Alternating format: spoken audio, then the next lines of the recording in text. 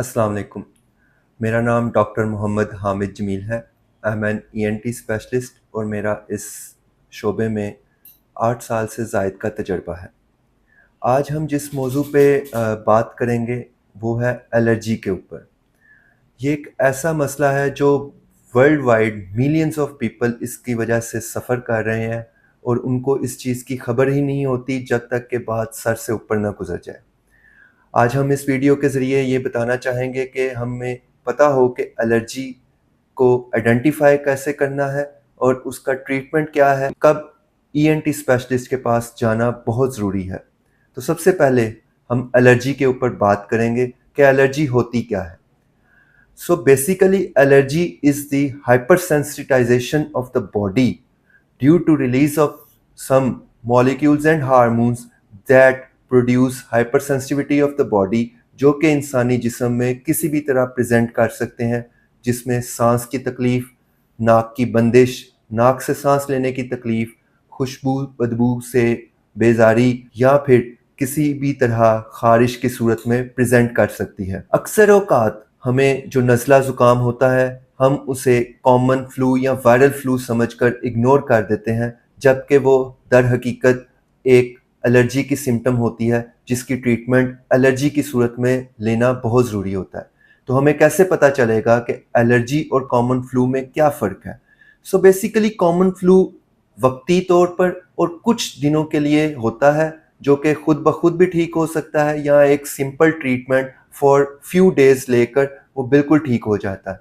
लेकिन उसके बरक्स एलर्जी की सिम्टम्स या तो पूरा साल या सीजनल हो सकती हैं या फिर किसी भी सूरत में वो कम एंड बैक कर कर इंसानी जिस्म को इफ़ेक्ट करती हैं, जिसमें नाक से पानी बहना, सांस की तकलीफ़ होना, बार बार छींकें आना और नाक से सांस लेना या खांसी की सूरत में प्रेजेंट कर सकती है और ये कॉमन फ्लू की ट्रीटमेंट से बिल्कुल भी ठीक नहीं होती।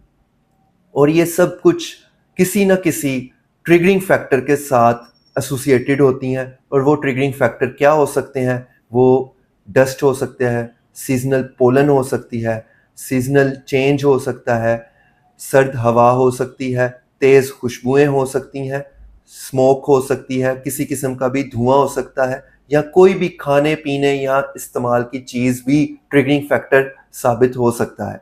तो इसके लिए सबसे पहले तो ये ज़रूरी है कि हम एलर्जी के लिए ट्रिगरिंग फैक्टर को आइडेंटिफाई करें और जब तक कि हम उसके ऊपर वर्क नहीं करेंगे, उससे दूरी इख्तियार नहीं करेंगे, उससे प्रिकॉशंस नहीं लेंगे, हमारी एलर्जी को ठीक होना इम्पॉसिबल बना देता है वो। क्योंकि बॉडी की हाइपर सेंसिटिविटी को कम करने के लिए सबसे पहले ज़रूरी है कि जो चीज़ उस चीज़ को सेंसिटिविटी को बढ़ा रही है उसको हम कम करें। और world wide more than 80% of the population आपके ट्रिगरिंग फैक्टर्स को आइडेंटिफाई और उनको ख़त्म करने से अपनी एलर्जी का ट्रीटमेंट सक्सेसफुली करवा लेते हैं। अब ऐसी सूरत में जहाँ पे ट्रिगरिंग फैक्टर को आइडेंटिफाई कर लिया है, उसके बाद फिर हमारे पास मेडिसिन्स हैं जिसमें हम एंटीहिस्टामिन्स, डीकंजेस्टेंट्स या फिर इम्यूनोथेरेपी की ऑप्शन भी अडॉप्ट करते हैं।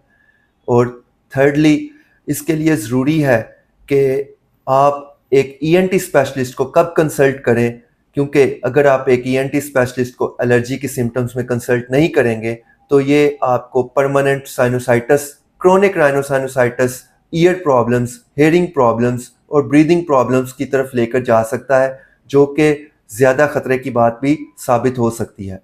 तो अगर आपको या आपके इर्द गिर्द किसी को भी ऐसा मसला है तो आप हमारे पास यूनिकेयर मेडिकल सेंटर में तशरीफ़ लाएं।